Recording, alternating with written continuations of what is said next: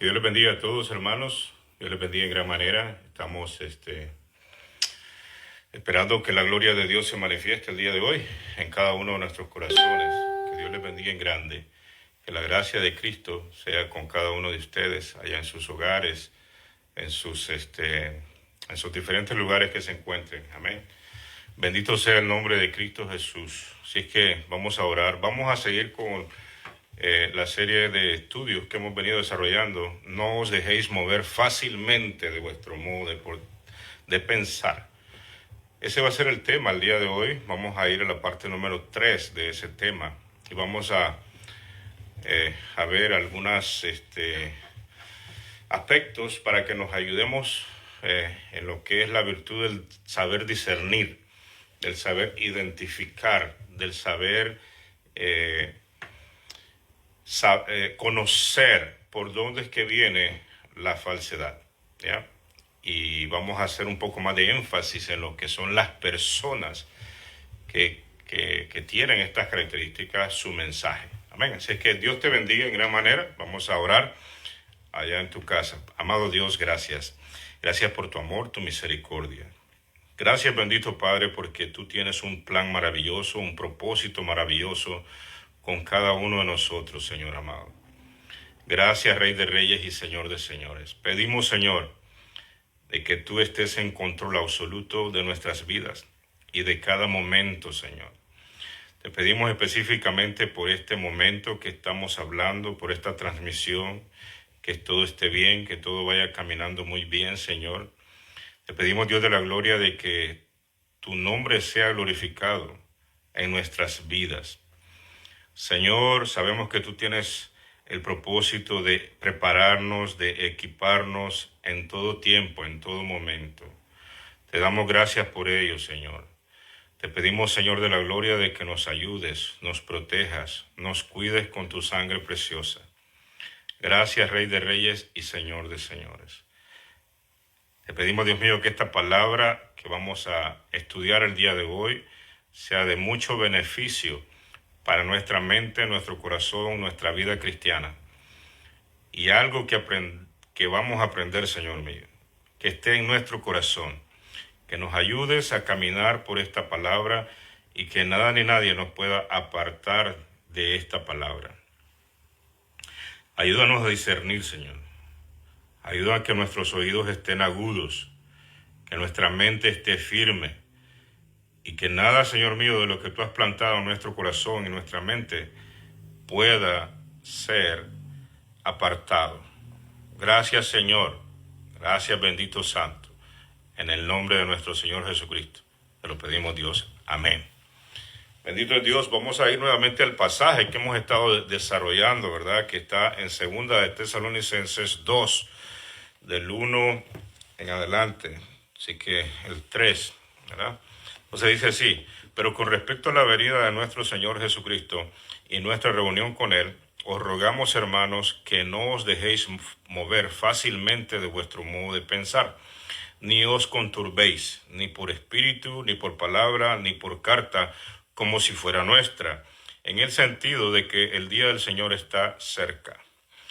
Y vuelve a decir otra vez, dice: nadie os engañe en ninguna manera, porque no vendrá sin que antes venga la apostasía y se manifieste el hombre de pecado, el hijo de perdición. Dos señales esenciales antes de la venida de Jesucristo. Una, la apostasía.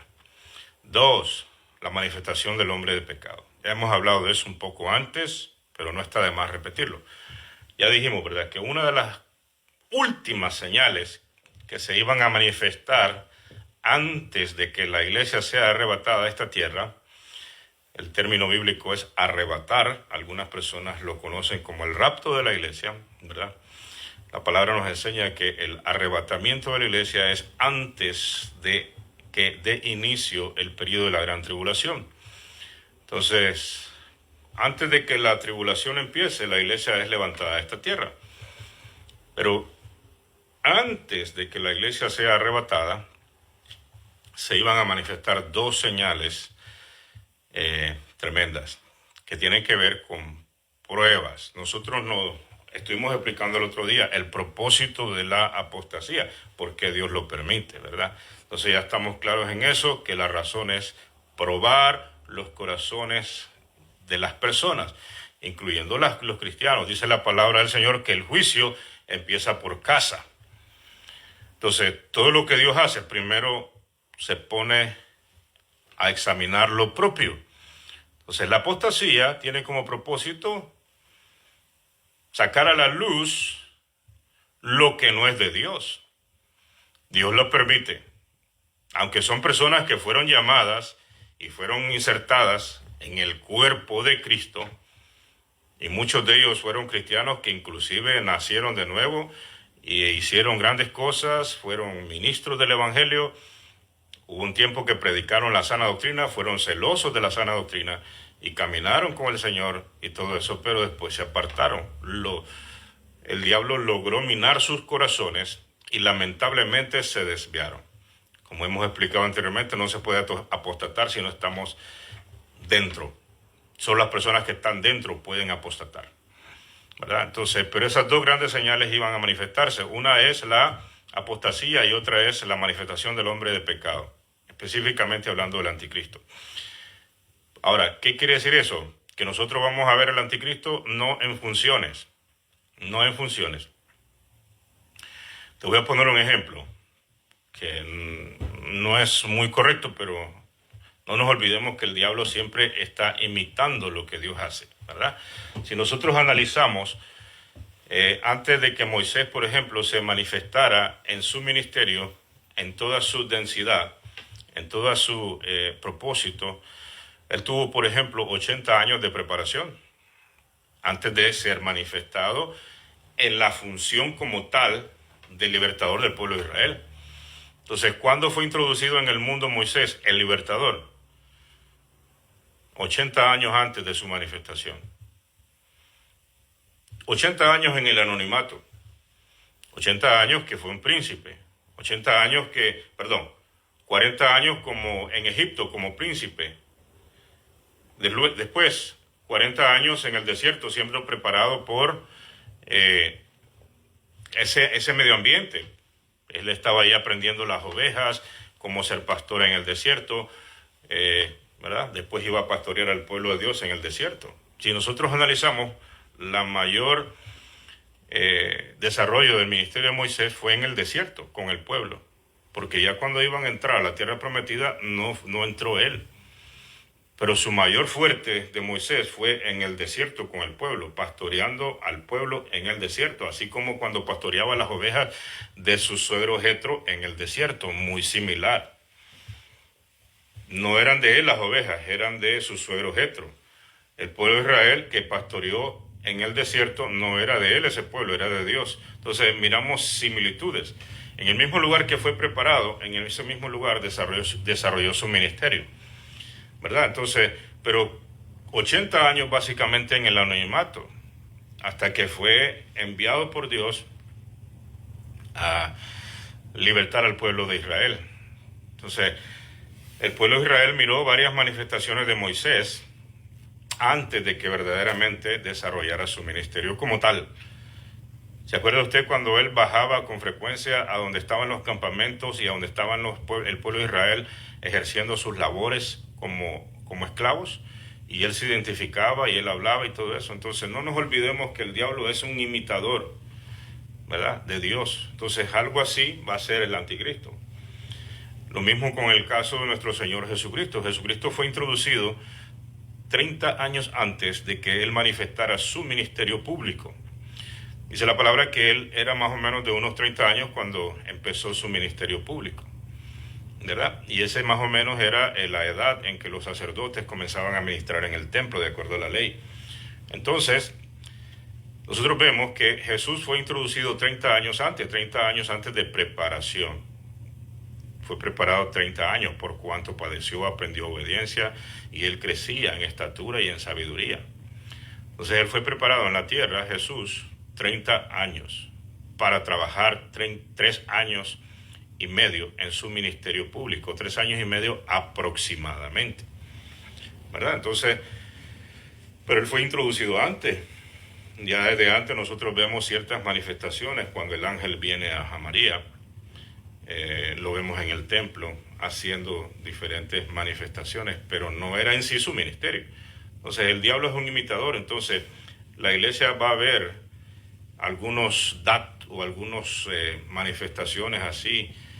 Es posible que sí, del anticristo, es posible que sí, pero no vamos a pasar la gran tribulación, porque cuando él asuma, como dice Apocalipsis capítulo 6, cuando él viene en su caballo, ¿verdad? Eso es simbolismo, no es que él va a venir en un caballo, sino que él viene en el caballo de la paz, entre comillas, ¿verdad? Pero viene con arco. Entonces, ya esa es la introducción del anticristo como tal en funciones, Apocalipsis capítulo 6. Entonces ya eso, si nosotros vemos en el capítulo 4, antes de la manifestación del anticristo, está un tipo de arrebatamiento. Está un tipo de arrebatamiento que es cuando Juan es arrebatado y llevado al cielo y le dice, la voz desde el cielo le dice, sube acá y yo te mostraré las cosas que han de venir. Inmediatamente hay una descripción de lo que es la adoración celestial, que es la que nosotros vamos a participar tan pronto lleguemos al cielo. Pero aquí en la tierra, en Apocalipsis 6, ¿verdad?, vemos la manifestación del anticristo. Antes de Apocalipsis 4, es la voz de trompeta que está alertando las iglesias. Y ese es el momento que actualmente nosotros vivimos, cuando la iglesia está recibiendo el llamado, escribe al ángel de la iglesia de Pérgamo, escribe al ángel de la iglesia de Tiatira, escribe al ángel de la Odisea, y así a las 7 iglesias les mandan un mensaje de arreglarse. Y eso es el mensaje que ahorita está sonando como trompeta. Que no caigamos en apostasía, que no nos dejemos mover fácilmente de nuestro modo de pensar, ¿verdad? Ni por espíritu, ni por carta, ni por palabra. 3 vías, 3 maneras. Pero ¿cuándo iba a ser esa manifestación de la apostasía? Antes de la venida de nuestro Señor Jesucristo.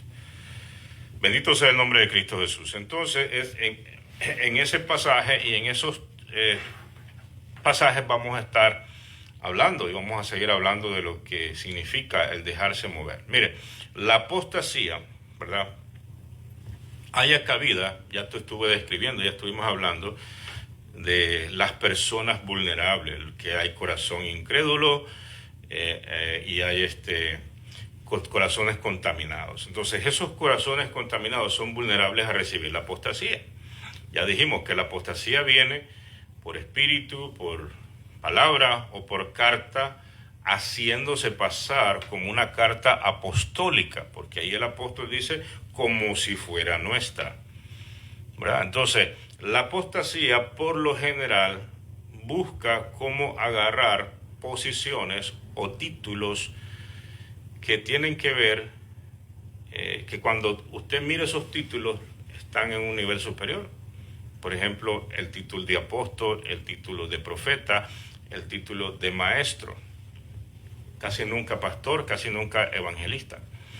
Entonces son títulos que tienen influencia en la iglesia, ¿verdad? Entonces vamos a ver algunas cosas. La apostasía conduce a la rebelión.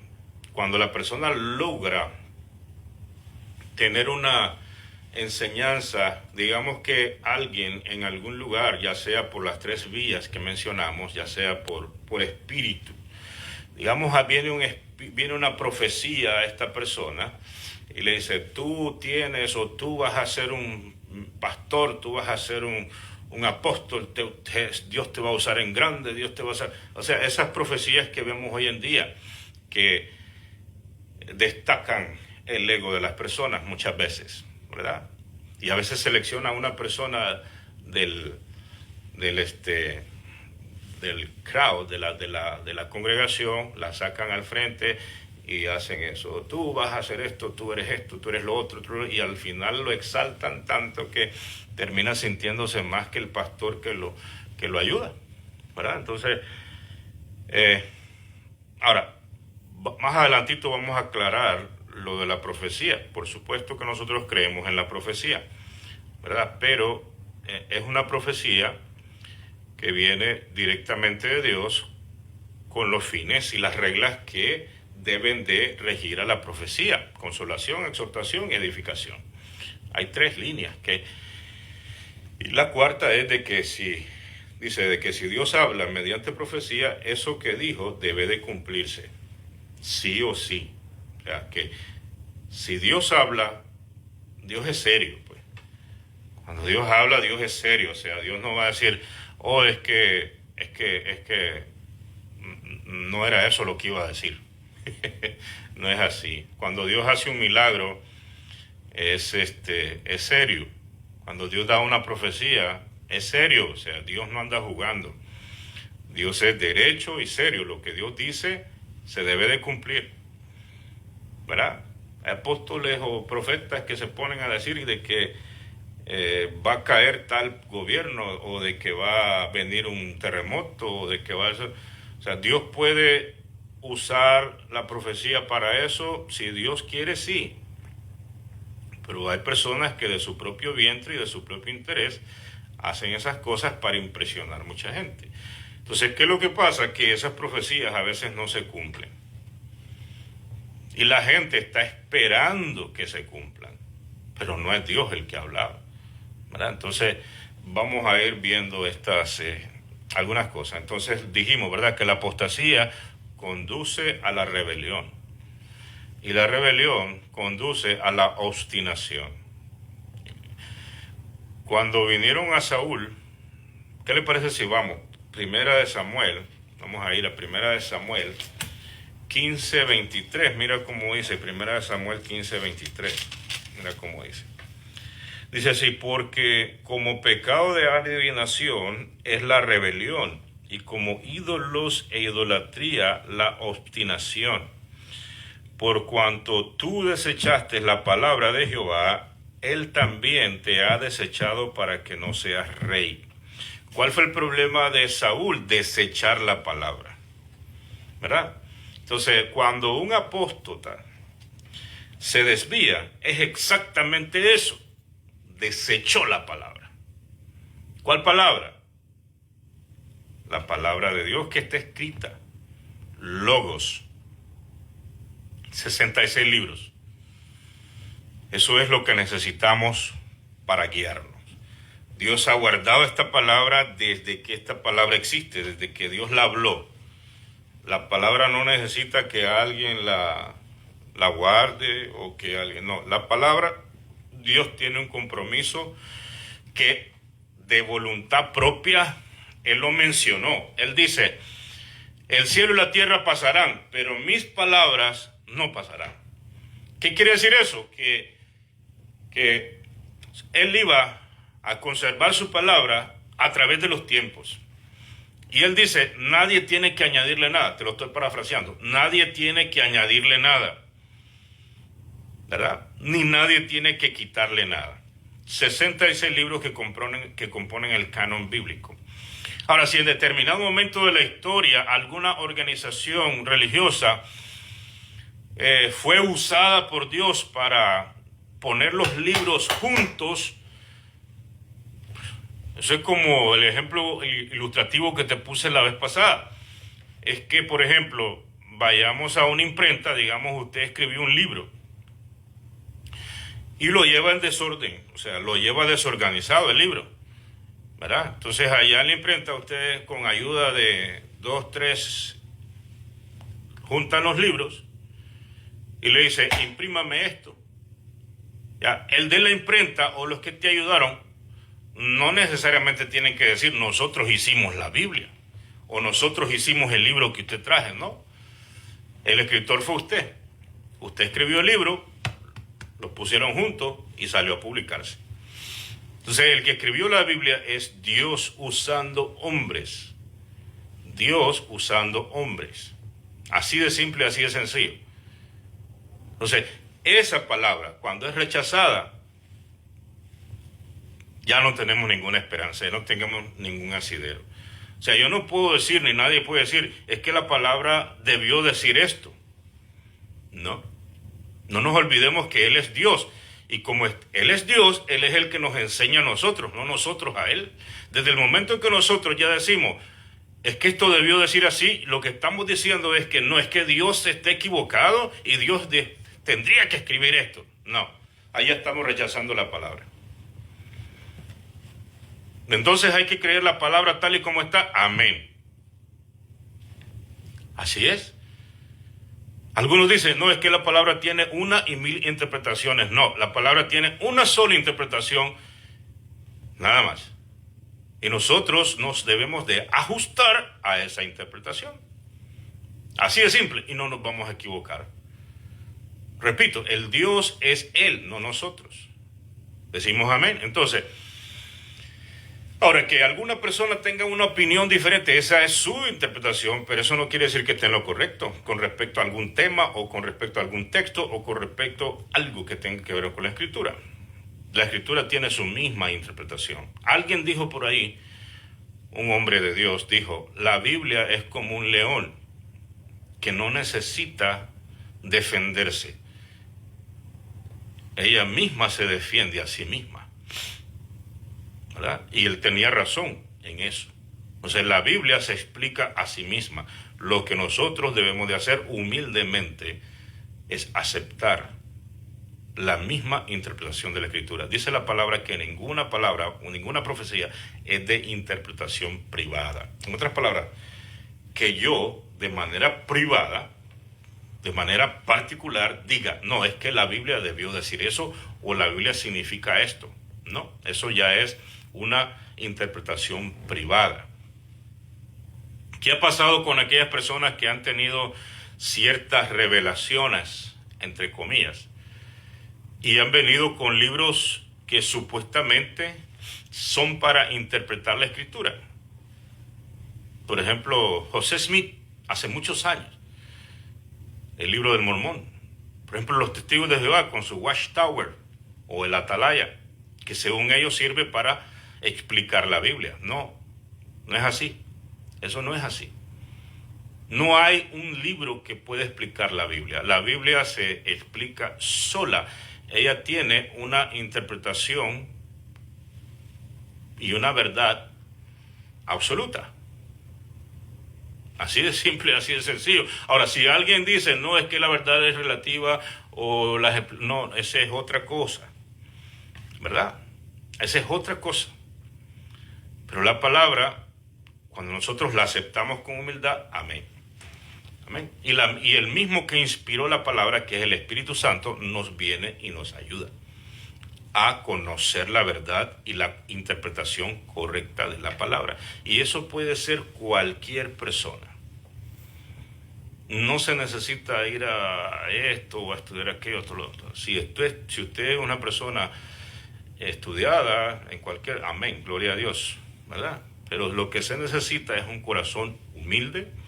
Y entonces cuando nosotros tenemos un corazón humilde y vemos la Biblia con el propósito de obedecerla, cae la venda de nuestros ojos.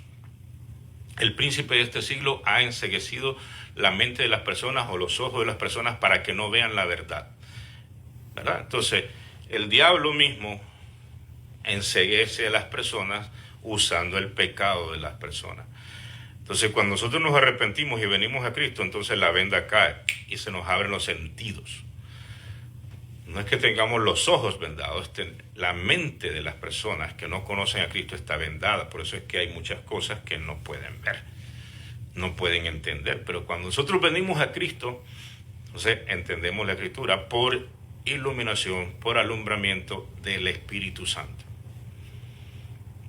Bendito es el nombre de Cristo Jesús. Ahora, Saúl desechó la palabra de Dios, las instrucciones de Dios que vinieron por el profeta Samuel. Lo desechó. Él quiso hacer las cosas a su gusto y antojo. Le dieron instrucciones que debía de hacer y comenzó él, cuando miró que el pueblo se le estaba yendo, ¿verdad? No nos olvidemos que Saúl vino a ser rey por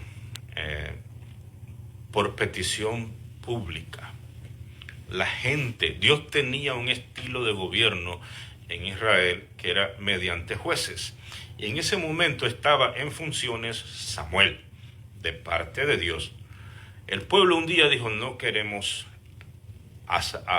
jueces, queremos rey como las otras naciones. a petición del pueblo. Entonces le dice Dios a Samuel: Samuel, no te preocupes porque no te han desechado a ti, me han desechado a mí. Y el pueblo pide rey como las otras naciones, pues les vamos a dar rey. Y les dio rey. Un rey que los oprimía, un rey que los puso a todas a las mujeres como trabajadoras personales. Comenzó a buscar el beneficio de sí mismo, esclavizando y oprimiendo al pueblo, ¿verdad? Entonces, eso era lo que querían, eso es lo que pidieron, pues como las otras naciones, ¿verdad? Entonces, eso fue lo que Dios les dio. Pero pasa algo. Entonces, Saúl tenía un corazón apóstata. Y eso lo llevó a la rebeldía. Porque nunca observó los mandamientos de Dios. Ahora, Dios lo dejó siendo rey, sí, por supuesto. 40 años. Porque Dios quita reyes y Dios pone reyes, ¿verdad? Dios quita reyes y Dios pone reyes. Si las personas en su gobierno se dejan ir en otra dirección, entonces Dios les permite su tiempo, ¿verdad? Dios les permite su tiempo. Ahora, ¿qué es lo que Dios corrige de los gobernantes? Ya que estamos hablando de eso. Lo que Dios corrige es pecados que van en contra de su palabra. Eso es lo que Dios corrige, hablando de eso. Pero ese no es el tema. El tema es la apostasía. Ahora miren, ¿qué pasa después de la rebeldía? La obstinación. O sea, la apostasía lleva a la rebeldía lleva a la obstinación. Y en la obstinación la persona ya no tiene regreso para atrás. ¿Por qué? Porque las personas comienzan a pesar de que saben de que están haciendo algo malo y de que lo que están enseñando es en contra de la palabra, ¿verdad? Lo saben y lo tienen bien claro, pero siguen en ello, siguen promoviéndolo, siguen alimentándolo, siguen fortaleciéndolo, siguen inventando términos que no tienen nada que ver con la palabra de Dios, que piensa como rey, tienes que tener una mente de rey, que tienes que soñar en grande, y ahí se la pasan soñando, ¿verdad? Entonces, solo le estoy poniendo unos ejemplos. Ahora, ya en ese momento de la obstinación, ese es un estado terrible, porque ya la persona se agarra una posición que es ya, no me interesa lo que venga, no me interesa si estoy equivocado, pero esto lo vamos a seguir adelante. Y hay personas, hermanos, que se encargan, que promueven la apostasía y saben que lo que tienen es incorrecto, pero siguen. ¿Y sabes cuál es la excusa que usan? Es que a la gente le gusta esto. La gente le gusta, dicen. Pero hay personas que los reprienden y les dicen, pero estás equivocado. No importa, pero la gente eso es lo que le llama la atención. La gente eso es lo que sigue. La gente eso es lo que quiere ver. O sea, ya esa es la obstinación. Sabiendo que están equivocados, seguir en la equivocación y atrayendo a mucha gente, ¿verdad? Y esos pecados son igualitos como el pecado de la hechicería, por ejemplo. Ahí lo leímos, por ejemplo, en el 23. Miremos cómo dice. Dice, porque como pecado de adivinación es la rebelión.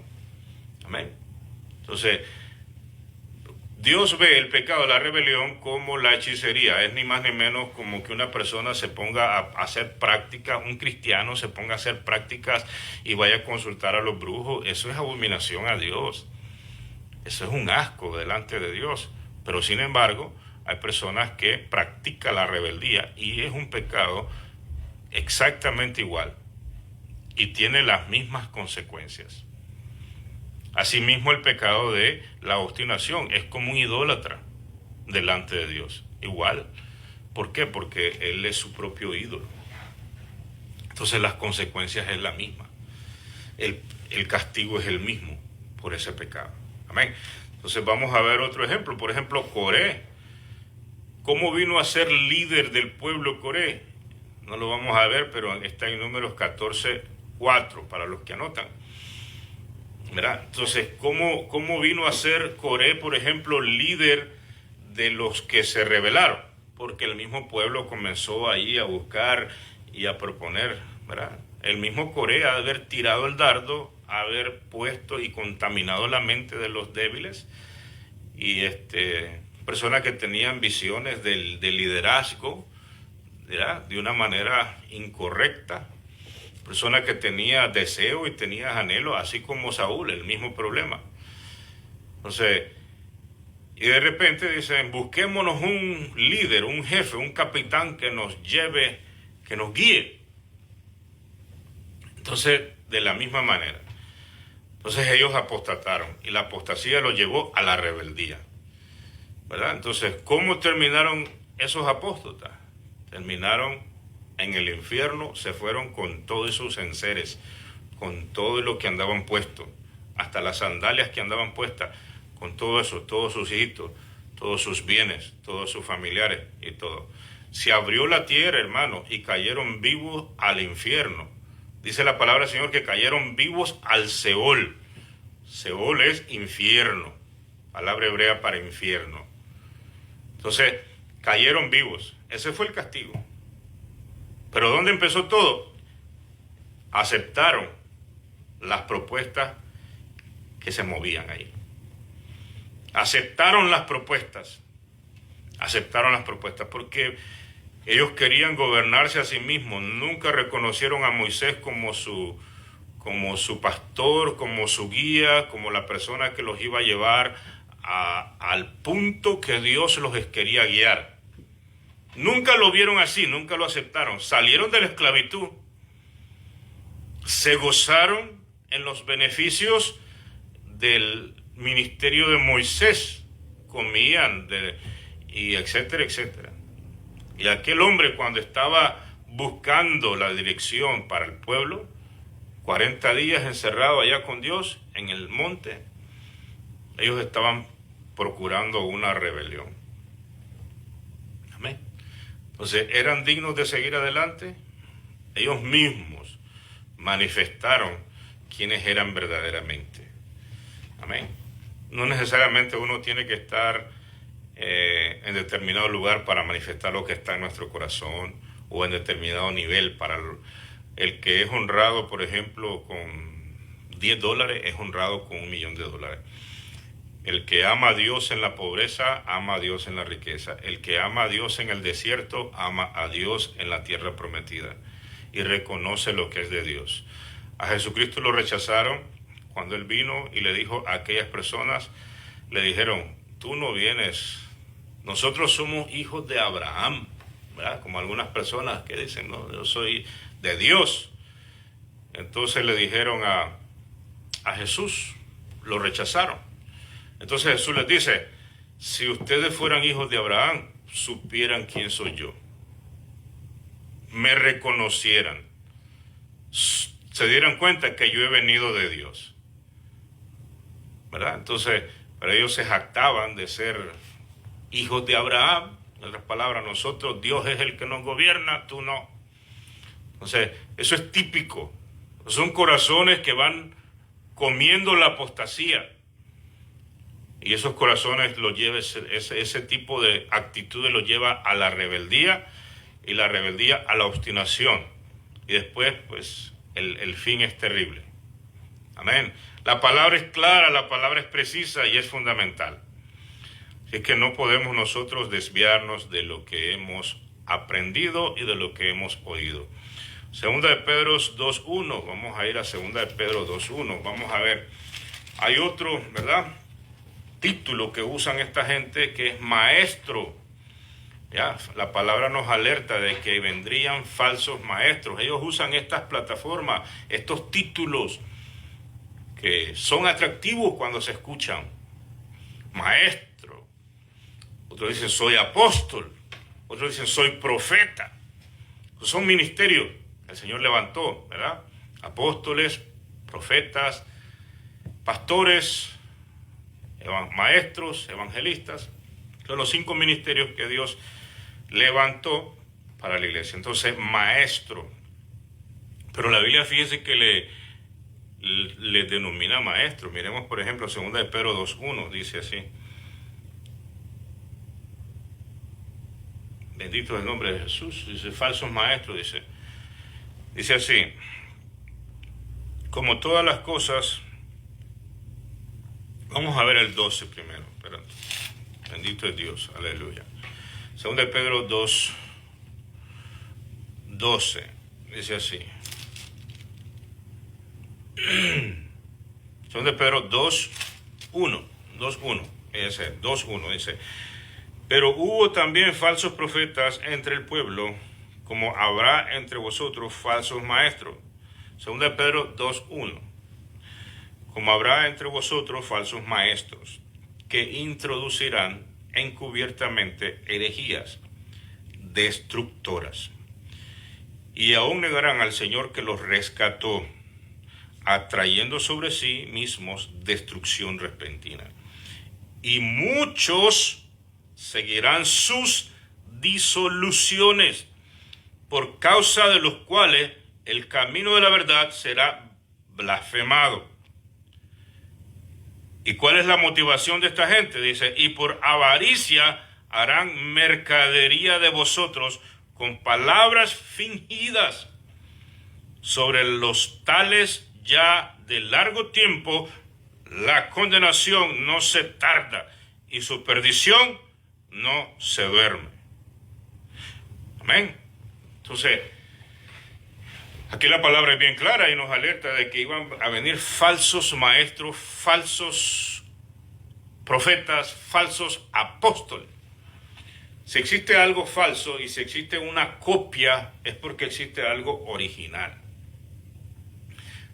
¿Cuál es el problema de muchos que enseñan o que predican para identificar la apostasía o para declarar la apostasía? ¿Qué es lo que hacen? Desaparecen los dones, desaparecen la función apostólica, desaparecen la profecía, desaparecen la magistratura, desaparecen todo, desaparecen los milagros, desaparecen. Ese es otro extremo. Eso también es apostasía, negar lo que es de Dios. Existe el ministerio apostólico. Despuesito vamos a explicar acerca de eso. Vamos a enfocarnos ahorita en lo que es los maestros falsos. Ahora, ¿iban a tener ciertas habilidades? Pues sí, porque iban a tener ciertas actitudes, cierto carisma, cierto diálogo, cierto verbo para poder impresionar a las personas y ser como compatible. O sea, ellos se llaman maestros, entonces ellos tenían que usar diferentes técnicas, diferentes aspectos que los hagan atractivos a ellos. Entonces la palabra le dice maestro, pero falso. Ya que iban a ser maestros, sí, iban a tener ciertas enseñanzas, pero también falsas. Amén. Entonces, es como por ejemplo hoy en día, o sea, que está de moda lo que es y es una carrera y lo usan como negocio, la motivación. Pero esa es gente del mundo, que son mundanos y ellos, en su enfoque es en el desarrollo de las personas, en la prosperidad de las personas, de cómo administrar, de cómo ser un empresario, de cómo ser una persona de éxito. Y usan los deportistas y usan personas que se han destacado en el mundo de ellos, que han llegado a ser empresarios, que han llegado y usan ciertas experiencias propias de esa gente y las aplican y los dicen en los podiums donde ellos están dando sus enseñanzas. Y verdad, y a la cierta verdad, si nosotros analizamos ciertas cosas, hay cierta motivación en ello, y eso no es malo. El mensaje y el fin es que las personas sean ricas, ¿verdad? Entonces, estos maestros usan esas técnicas y esas maneras de hablar y esas maneras de vestirse inclusive y muchas cosas, y lo traen a la iglesia. Entonces, usan mecanismos y técnicas del mundo, que el mundo es el mundo, esos son ellos, y después las copian, inclusive palabras, inclusive ejemplos, ilustraciones, y las usan para introducirlas a la iglesia. Entonces nosotros no podemos usar esas técnicas ni esos fines de que seas rico, de que seas esto, de que seas lo otro, y hacerlo ver como que es el centro del evangelio. No. El centro del evangelio es Cristo. Y el cristiano debe ser como Cristo, y el cristiano debe vivir como Cristo, y el cristiano tiene que poner sus ojos en Cristo, y el cristiano tiene que vivir la vida de Cristo, porque el Espíritu de Cristo vive en nosotros. No es la vida del empresario, no es la vida del deportista que se destacó, no es la vida del... No. Amén. Ciertas virtudes que tienen las personas, amén, observémoslas, está bien, pero no es el tema principal, ni es lo que a nosotros como cristianos nos va a formar. A nosotros nos va a formar el ejemplo de un deportista que se destacó en su deporte, pero su vida personal no la pudo mantener. Se ha casado 20 veces, o se ha casado 5 veces, o etcétera, etcétera, etcétera. Entonces, ese no es el modelo de nosotros. Ni el empresario que es exitoso en su empresa, pero su familia está desbaratada. Entonces, ese tampoco es el modelo de nosotros. Entonces, estos fines no son los de nosotros. Pero estos maestros se levantan con esos rasgos y logran introducir, y usando el evangelio, ¿verdad? Y secuestrando muchos textos bíblicos y usándolos a su propio beneficio. Pero eso es lo que son, secuestradores de textos bíblicos. Los secuestran para usarlos para su propio beneficio. Los sacan del contexto y los usan para su propio beneficio. Amén. Entonces, tengamos cuidado de ese tipo de manipulación en estos maestros falsos. Solo le estoy poniendo un ejemplo. Hay miles, pero solo le estoy poniendo un ejemplo para que nosotros nos vayamos dando cuenta y podamos discernir.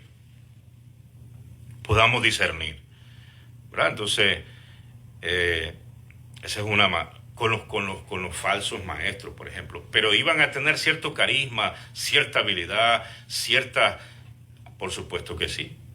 Por eso la Biblia le dice maestros, pero falsos. Ahora, existe el ministerio del maestro, por supuesto que sí. Eso es útil. Mientras la iglesia esté acá, en la tierra, va a existir el ministerio de maestro. ¿Maestro de qué? Bíblico. Que conoce los misterios, que conoce la palabra, que conoce los términos, que conoce... Y de eso se encarga. Casi siempre todos los pastores, tenemos que tener ciertos rasgos de maestro. Tal vez no seamos maestros de la palabra, pero sí tenemos que tener ciertas habilidades, porque específicamente los pastores somos para enseñar al pueblo, ¿verdad? Entonces, mientras la iglesia esté en la tierra, se necesitan estos dones. Todos los dones de la iglesia se necesitan. ¿Por qué? Porque todavía sigue formándose discípulos. Todavía sigue enfermándose la gente. Entonces todavía se necesita el don de milagro, el don de sanidad. Todavía hay enfermos. Todavía hay personas que se están discipulando. Todavía sigue salvando almas el Señor. Entonces no podemos quitarlos. No, lo que tenemos que hacer es identificarlos correctamente para usarlos correctamente. Amén. Entonces, ¿existe el maestro de la palabra? Amén, existe. Amén. Existe el don, el ministerio, porque es un ministerio. Amén, existe, por supuesto. Entonces, otro aspecto, ¿verdad?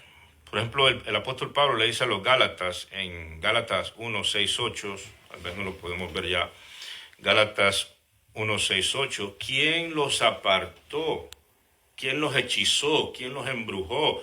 ¿Quién los engañó? Le dice, ¿por qué? Porque esta gente empezaron con la gracia, el Señor los había rescatado, pero estaban agarrados a sus tradiciones de la ley. Entonces vinieron unas personas por ahí y les dijeron, no, ustedes tienen que circuncidarse. y ellos comenzaron a circuncidarse. Venían saliendo del pacto de la ley, ¿verdad? ¿Cuál es el simbolismo de la circuncisión con la circuncisión en la gracia? No existe tal circuncisión en la gracia en un sentido físico, pero existe en un sentido espiritual. La circuncisión, ¿verdad? En la ley era a los hombres que le aplicaban, era una cuestión de higiene, ¿verdad? En aquellos tiempos, ¿verdad? Circuncidarle su prepucio. Luego, en la gracia, ¿cómo podemos espiritualizar eso? ¿Cómo? La misma palabra nos enseña. Nos dice de que ahora nosotros nos circuncidemos el corazón. En otras palabras, quitemos todo aquello que pueda contaminar nuestro corazón. Las cosas del mundo. En otras palabras, la circuncisión espiritual, que es circuncidarnos nuestro corazón, nos invita a ser cristianos genuinos. Cristianos que nosotros observemos nuestro corazón, el origen de las cosas. Bueno, lo señalamos aquí, ¿verdad? Como costumbre, pero en realidad la Biblia nos enseña que el corazón es un componente de tres. Es el corazón, el cardio, la mente y la conciencia, ¿verdad? Nosotros cuando decimos conciencia nos tocamos aquí, ¿verdad? Pero no podemos ubicar exactamente dónde está. El asunto es el siguiente, de que los Gálatas habían regresado otra vez a la ley, pero estaban en la gracia. Entonces, esa combinación, les dice Pablo, eso no va. Pero hace una observación, ¿quién los engañó? Otras palabras, tenía un origen el engaño. El diablo. Todo engaño viene de Satanás, pero usa personas, ¿verdad? Usa personas. Amén. Entonces, los maestros, ¿verdad? Que enseñaron a los Gálatas, los desviaron, porque eran maestros falsos. Maestros falsos que los engañaron, ¿verdad? Entonces, y así, por ejemplo, miremos 2 Timoteo 4:3, ahí mismo, un poquito más atrás, 2 Timoteo 4:3. Mire cómo dice este pasaje, es muy tremendo. 4:3 dice así: porque vendrá tiempo cuando no sufrirán la sana doctrina, sino que teniendo comezón de oír, se amontonarán maestros conforme a sus propias concupiscencias. Son maestros, ¿verdad?, que buscan sus propios beneficios y tienen sus propias motivaciones. Eso quiere decir su propia concupiscencia. La concupiscencia es el hablar de la carne, por ejemplo, por llamarlo de algún modo. Es las insinuaciones de la carne.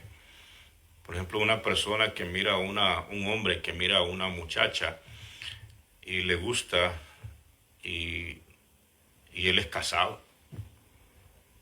Eso se llama concupiscencia. En otras palabras, se está fraguando el pecado ahí. Está moviéndose, está la idea, está el pensamiento, ¿verdad? Entonces, eso es la concupiscencia. Entonces, estas personas, por lo general, son personas que quizás no la hicieron en el mundo, en algún negocio, nunca, digamos, en el mundo, nunca nadie les paró, les puso atención, empezaban un negocio, no lo terminaban, no eran esforzados lo suficientemente como para levantarse temprano, trabajar duro, ir y producir con sus manos, ¿verdad? Entonces, muchas de estas personas vienen a las iglesias con ese montón de fracasos personales y miran en las iglesias muchas veces, ya cuando comienzan a conocer algunos textos bíblicos, algunas, y ya se creen de que la pueden hacer, entonces comienzan a tirar falsas enseñanzas. Allá miraron un videíto y miraron que le aplaudieron a aquel y comenzaron, wow, qué bonito, así quiero yo. Son concupiscencias de la carne. Se comienzan a enamorar, pero vienen frustrados del mundo. Entonces comienzan a ver en la iglesia una posibilidad que no lograron en el mundo. Amén. O sea, un lucro. Y el problema es que hay gente que los acepta y les cree. Y viven inventando fórmulas, palabras, viven inventando cualquier cosa Y el gran problema es que hay gente que le sigue. Hay gente que les da atención. Pero ¿cuál es el problema de esa gente? Miremoslo como dice. Dice, porque vendrá tiempo cuando no sufrirán la sana doctrina. En otras versiones dice, no soportarán la sana doctrina. Entonces, esos oídos están sensibles, ¿verdad? Allá viene otro y le dice, mire, tú tienes talento, tú tienes capacidades, y le comienza a inflamar el ego. Pero no sufre la sana doctrina, no la soporta, no la aguanta, no se sujeta. Pero comienza a escuchar a otra persona que le comienza a decir, mire, usted es grande, a usted Dios lo va a levantar, usted va a llenar estadios, usted va a tener acceso a las multitudes. Entonces el ego comienza, el ego comienza a elevarse. Pero no soportan la sana doctrina cuando les dicen, sujétese, deje el pecado, deje la mundanalidad, siga a Cristo. No, eso no. Pero cuando se trata de estimular el ego, sí. ¿Por qué? Porque en estas personas que promueven en la apostasía ya entraron habilidades demoníacas y conocen las debilidades de los hombres. A los hombres les gusta que les exalten el ego. Eso es de la carne, es propio en nosotros. Existe. Está allí. La apostasía trabaja desde el ego de las personas, desde levantarles ese ego.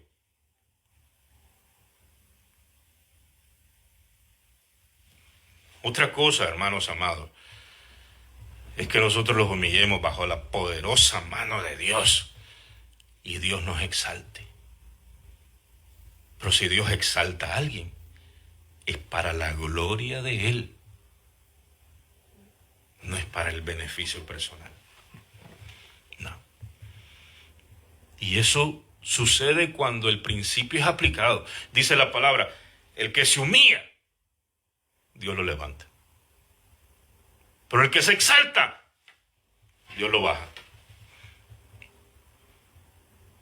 Dios lo baja. Maestros hábiles. Maestros hábiles que conocen las debilidades de la carne. No nos olvidemos que el diablo tiene mucho tiempo tratando con el ser humano. Muchos años. Y conoce cómo manipularlo. Sabe lo que al hombre le gusta. Empezó como serpiente en el Edén. Ahora ya es un dragón. Se especializó en destruir a los hombres.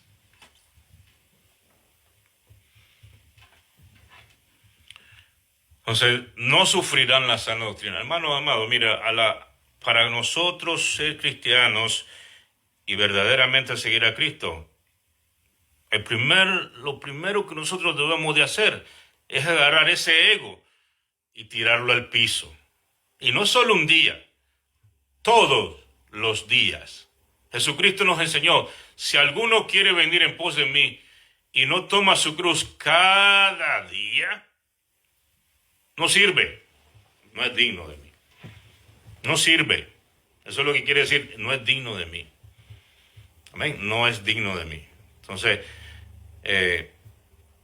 ese es el punto. Otra plataforma que usan estos falsos profetas, por ejemplo, usan la profecía. Ahí mismo en ese pasaje que acabamos de leer, nos habla de 2 de Pedro. ¿Qué le parece si vamos a 2 de Pedro 2:1? Dice, pero hubo también falsos profetas entre el pueblo, como habrá entre vosotros falsos maestros, que introducirán encubiertamente herejías destructoras. Falsos profetas hoy, amén. Usan las plataformas, ya te di algunos ejemplos, ¿verdad? Exaltando a las personas y que tú vas a hacer. Solo falta que a la gente le digan que va a volar. Y le comienzan a decir un montón de cosas. ¿Ya? Entonces ahí en el frente de las personas, y las personas están alegres porque los están exaltando y les están, ¿verdad? Entonces, hay personas que hasta pagan para que le den este tipo de profecía en medio de toda la gente, y le dicen, quiero que me profetices que voy a ser apóstol y que soy apóstol. ¿Ven? Sucede eso, hermano. Lo conocemos, sucede. Entonces ya le dicen, tú eres el apóstol tal, y hermano, existe el apostolado hoy en día. Mire, el Señor llamó 12 apóstoles.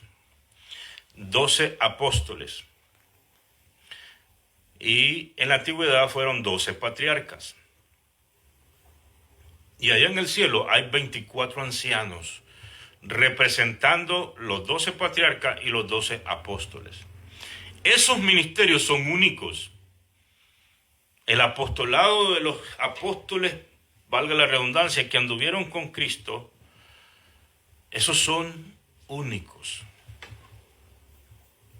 Esos son irrepetibles. Esos ministerios de los 12 apóstoles de Jesús.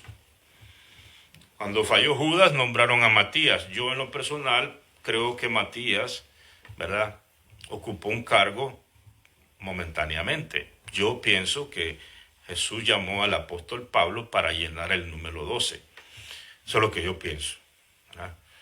Porque tengo algunos elementos para creer eso.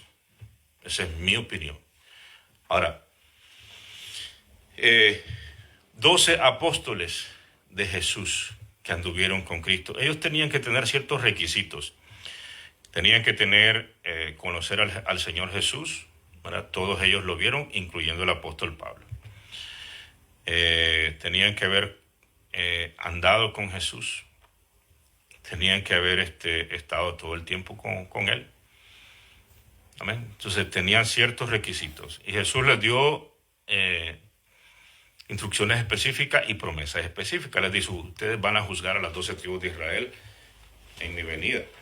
Entonces, y hay 12 puertas, que cada una es una perla en la Nueva Jerusalén, y en cada uno está escrito el nombre de los apóstoles. Entonces, hay ciertas promesas, y ellos tuvieron, su llamado principal fue establecer el fundamento en la iglesia. Su llamado principal fue establecer el fundamento que ellos vieron, que ellos conocieron, que ellos eran testigos, y ese fundamento era Cristo, o es Cristo el fundamento de la iglesia. Entonces ellos establecieron las bases en las que iba a descansar la iglesia, que es Cristo. ¿Y qué significa eso? La doctrina. Entonces a ellos se les dio la doctrina de primera mano. El apóstol Pablo, por ejemplo, la recibió de la boca de Jesús. Un ministerio muy similar al de Moisés. Moisés recibió la ley de la boca, ¿verdad?, de Dios, y los ángeles eran testigos. Y Moisés la dio al pueblo directamente, que son los primeros 5 libros de la ley, el Pentateuco.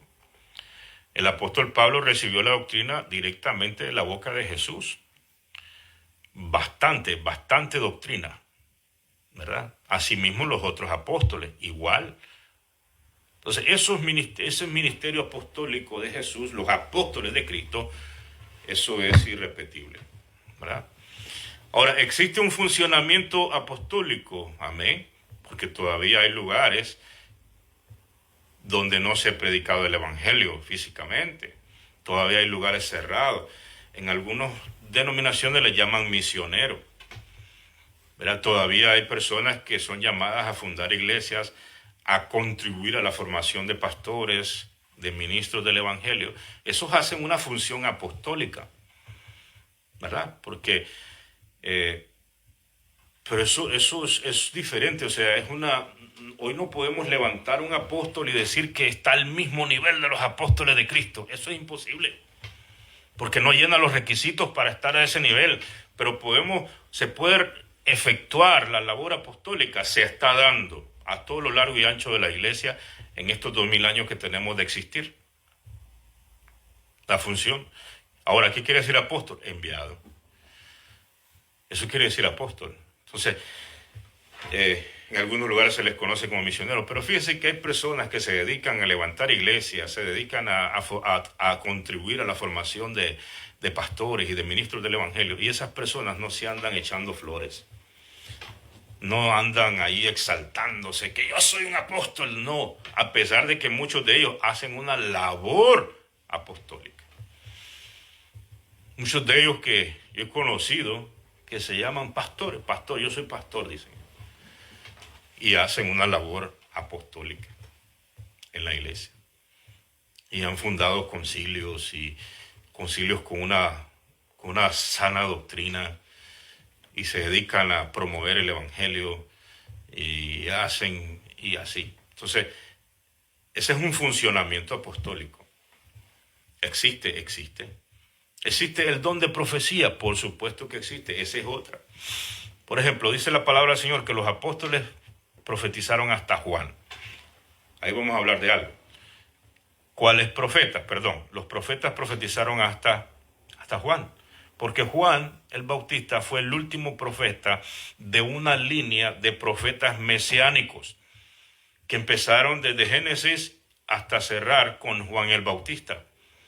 Pero ese es un ministerio que viene en función de una manera, por decirlo así, como un eslabón, como una cadena que viene funcionando, porque ellos tenían una función, hablar del Mesías, cómo el Mesías iba a sufrir, cómo iba a hablar, cómo iba a nacer, dónde iba a nacer, quién iba a ser la madre, cómo iba a ser engendrado, cómo iba a ser su mensaje, cómo iba a ser su nombre, cómo iba a morir, cómo iba a ser la gente de los tiempos cuando Él viniera, y etcétera, etcétera. Todo lo que tiene que ver con Jesús, eso se llaman profetas mesiánicos.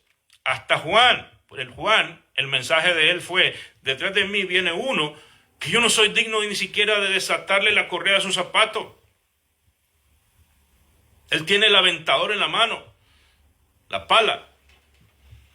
Él los bautizará con fuego. Yo, dice, a la verdad los bautizo con agua, pero él los bautizará con Espíritu Santo y fuego. Y cuando lo vio, dice, ahí está el Cordero de Dios. Lo señaló específicamente. Y en una ocasión le vinieron a preguntar a Juan y le dijeron, ¿tú eres el Cristo? Y dijo, yo no soy. Yo soy la voz de uno que del desierto, que habla del desierto. Entonces, esa es la línea mesiánica de profecía o profetas de ese calibre.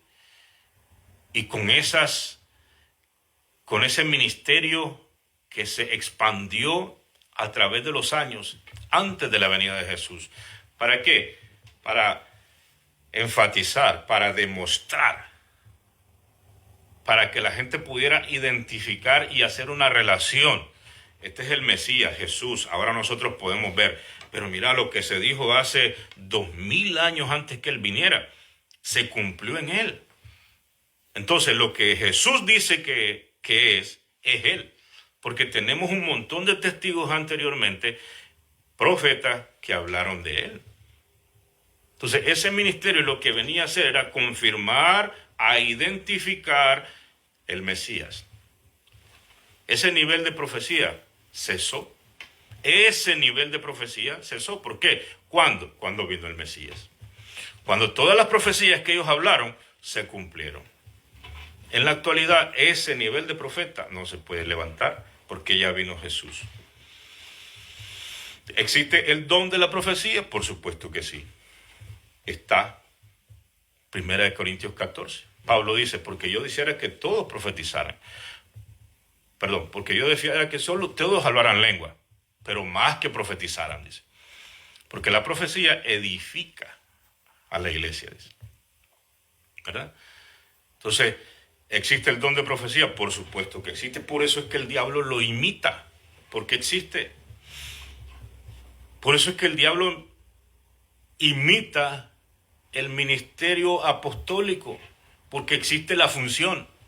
Por eso es que el diablo imita el ministerio de profeta. Porque existe. Y por la manera como nosotros lo vemos extendido en la Escritura. Pero es un don, es un ministerio, ¿verdad? Que se dedica a dar palabra esencialmente, porque dice la palabra del Señor que el pueblo sin profecía se corrompe. Amén. Entonces, existe eso. La profecía existe. Amén. Existen los maestros. Amén. Existen. ¿Amén? Entonces dijimos que la motivación de esta gente es su propio beneficio. Su propio beneficio. Su propio beneficio. Vamos a ver algunos consejos. Efesios 4:4. Efesios 4:4. Mira cómo dice Efesios. Efesios 4:4. Gloria a Dios, aleluya. Bendito es Dios, santo, aleluya.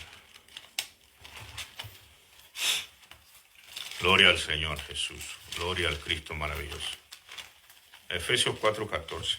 14 vamos a ver, dice, para que ya no seamos niños fluctuantes, llevados por doquiera de todo viento de doctrina, por estratagema de hombres que para engañar emplean con astucia las artimañas del error, sino que siguiendo la verdad en amor, crezcamos en todo en aquel que es la cabeza, esto es Cristo. Número 1, ¿cuáles son los consejos para no caer en la apostasía? Mire, aunque nosotros no conozcamos de momento toda la palabra, ¿verdad? Debemos de tener nosotros una inquietud, conocer la palabra y ser genuino.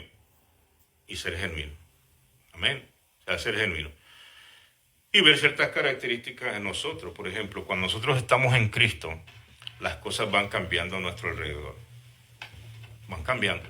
Eso quiere decir que vamos por buen camino. Y van cambiando para bien. Eso quiere decir que vamos por buen camino. Si las cosas comienzan a salir mal y comienza esto a atrasarse y comienza a haber problemas y a haber inquietud, eso tiene que ser en nosotros una alerta. Una alerta. ¿Qué está pasando, Señor? Y comenzar a buscar a Dios. Pero ¿cuál debe ser la inquietud de nosotros? Ir conociendo la palabra. Ir viendo ciertas señales en nosotros que tienen que estar sucediendo. Porque si Cristo está con nosotros, las cosas deben de ir cambiando. Los hijos, la familia, nuestras necesidades. ¿Por qué? Porque cuando nosotros estamos en Cristo, estamos en la bendición de Dios. No estamos hablando de grandeza, no, estamos hablando de que sentimos la paz de Dios, nuestra conciencia está tranquila, no estamos en guerra ni en pleitos con nadie, ¿verdad? Entonces, eso quiere decir que estamos en buen camino. Que eso quiere decir que la presencia de Dios está con nosotros. Ahora, esa es una cosa. Lo otro es que seamos genuinos en nuestra búsqueda de Dios, porque dice la palabra que Dios anda buscando verdaderos adoradores que le adoren en espíritu y en verdad. En realidad, Dios anda buscando eso en nosotros. No son consejos, en otras palabras, y siempre, hermanos, el Espíritu a nosotros nos va a alertar. Nos va a alertar. Cuando nosotros escuchamos falsa doctrina, el Espíritu Santo como que ya a nosotros nos ha dado algo. ¿Por qué? Porque dice que el Espíritu de Dios da testimonio a nuestro espíritu que somos los hijos de Dios. Y a esas cosas nosotros tenemos que ponerle atención. Amén. Y todo lo que vayamos oyendo, todo lo que vayamos aprendiendo, no seamos perezosos. Confirmémoslo con la palabra. No nos atengamos solamente a estar escuchando, como es la moda hoy en día, la formación de hoy en día. Que hoy en día lo que hace mucha gente es repetir como lorito nada más. Oh, qué bonito aquella frase que dijo aquel. Oh, qué bonito esa frase que pusieron en el Facebook. Qué bonita esa frase que miré en el YouTube. Qué bonita esa frase. La voy a tomar. Y a veces no tiene, hermano, a veces son cosas que no van a ningún lado. Más bien lo que hacen es de separarnos. Amén. Entonces, lo único que a nosotros nos va a asegurar de que estamos caminando en la verdad es que seamos responsables, que no seamos como niños fluctuantes, que hoy sí y que mañana no. Amén. Ya así como ir de arrastra, ¿no? Amén. Nosotros esforcémonos. Como le dije, no seamos perezosos. Estudiemos la palabra. Confirmemos lo que sabemos o lo que se nos enseña. ¿Cómo? Con la palabra. Amén. ¿Para qué? Para que no seamos desviados de la verdad. Y cualquier persona que se llame apóstol o se llame profeta o se llame maestro, venga y nos impresione solo porque tiene carisma, porque tiene elocuencia, porque tiene ciertos dotes que tiene buen verbo, que tiene buena... No. ¿Verdad? Entonces no nos impresionemos. No nos impresionemos cuando traten a aquellas personas de estimular el ego en nosotros. No, eso deséchelo. ¿Verdad? Estos maestros falsos lo que hacen es adularte. Adularte es eso, exaltar el ego. Eso se llama adulación. La carne no es para estarla adulando, la carne es para sujetarla a la doctrina de Cristo.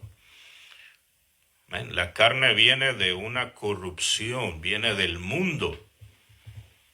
Viene del mundo. Por ejemplo, ¿cuál es la droga de los cantantes, de los artistas, de esas personas famosas? ¿Cuál es la droga de ellos? La adulación. Ellos se sienten exaltados, se sienten endrogados cuando ven que el montón de personas hasta se matan por ellos. Entonces, cada quien quiere tener su poquito de eso. Pero eso no es lo que la palabra de Dios nos enseña.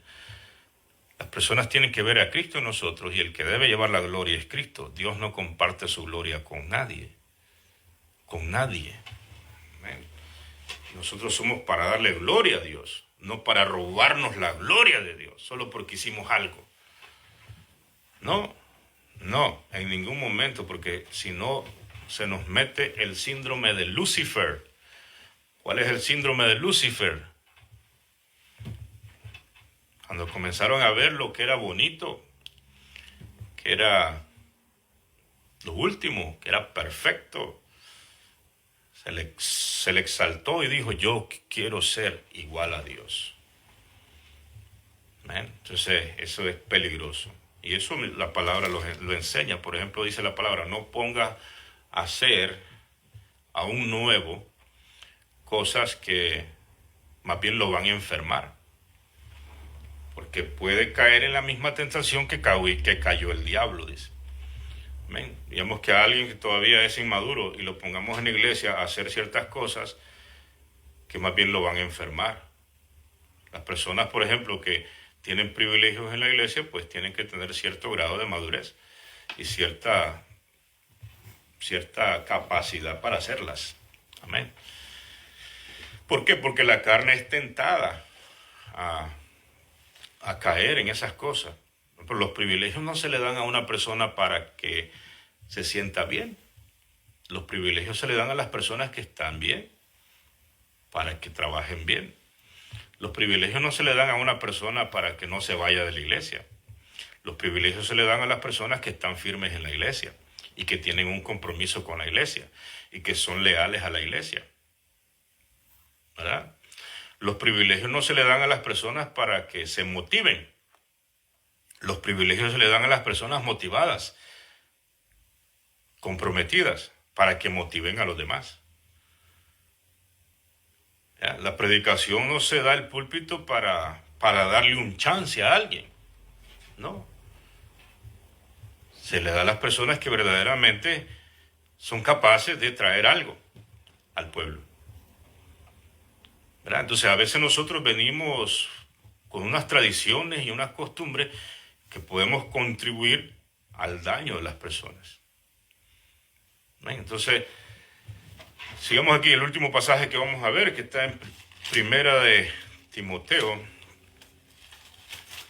1:18. Dice así,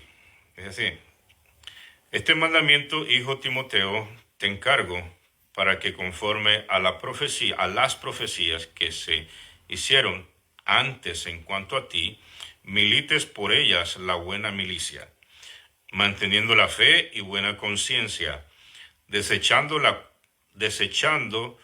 la cual naufragaron en cuanto a la fe algunos, de los cuales son Himeneo y Alejandro, a quienes entregué a Satanás para que aprendan a no blasfemar. Entonces, aquí Pablo habla de dos personajes específicamente y le hace énfasis a Timoteo. Timoteo era una persona que el apóstol Pablo había discipulado y lo había preparado para un ministro, había contribuido a su preparación. Ahora a Timoteo le tocaba asumir cierta responsabilidad, posiblemente pastoral, en ese lugar específicamente. Y entonces le dice Pablo, el apóstol Pablo le dice, mira, ten cuidado que no vayas a caer. Mira el ejemplo de Himeneo y Alejandro. Esas dos personas que se envanecieron. Mira el fin de ellos. Y le dice él, yo los entregué a Satanás para que aprendan a no blasfemar. ¿Ya? Hoy en día está de moda de que Dios me dijo, de que Dios dice, de que, hermano, tengamos cuidado con esas cosas. De que así me dijo Dios y de que tengamos cuidado con esas cosas. Porque podemos caer en blasfemia. Amén. Tengamos cuidado con eso. Entonces, más cuando las profecías son en una dirección que cualquiera que conoce un poco la Escritura se da cuenta que no son de Dios. Así que temamos a Dios y sigamos sus mandamientos, como dice la palabra. Amén. Que Dios te bendiga en gran manera, amado hermano. Bendito sea el nombre del Señor Jesús. Padre, gracias. Gracias, bendito Dios, por tu amor, tu misericordia y tu piedad. Gracias, eterno Jesús, te damos por este momento que nos has regalado. Te pedimos, Señor mío, por todos aquellos hermanos y aquellas hermanas que están en diferentes lugares, que tú los ayudes, Señor, que tú les des fortaleza, que nos ayudes a estar firmes en la doctrina preciosa tuya, Señor, que la conozcamos bien. Señor, sabemos que la mayoría de apostasía viene por los oídos. Agudiza, Señor, nuestros oídos para que nosotros podamos, Señor, discernir lo que escuchamos, lo que entra por nuestros oídos. Señor, que la palabra sea atesorada en nuestros corazones. Que tu palabra, Señor mío, sea una ancla, sea firme en nuestros corazones, Dios mío, para que nosotros no caigamos en apostasía, Señor. Y en tu misericordia, Señor mío, que siempre estemos alertas, siempre estemos, Señor mío, alertas todo el tiempo. Gracias, Padre, en el nombre de Jesús. Dedicamos, Señor mío, a todas aquellas personas que han estado escuchando o que van a escuchar esta prédica, esta enseñanza, Dios mío. Que la atesoren en su corazón y que entiendan, bendito Dios, que el diablo acecha, pero que nosotros, Dios mío, estamos cubiertos y estamos protegidos por tu grandeza, por tu poder. Gracias por tu palabra que nos trae alumbramiento a nuestra mente y a nuestro corazón. Gracias, Padre, en el nombre de Jesús. Que Dios les bendiga a todos allá en sus hogares y en sus casas. Que Dios les bendiga en grande.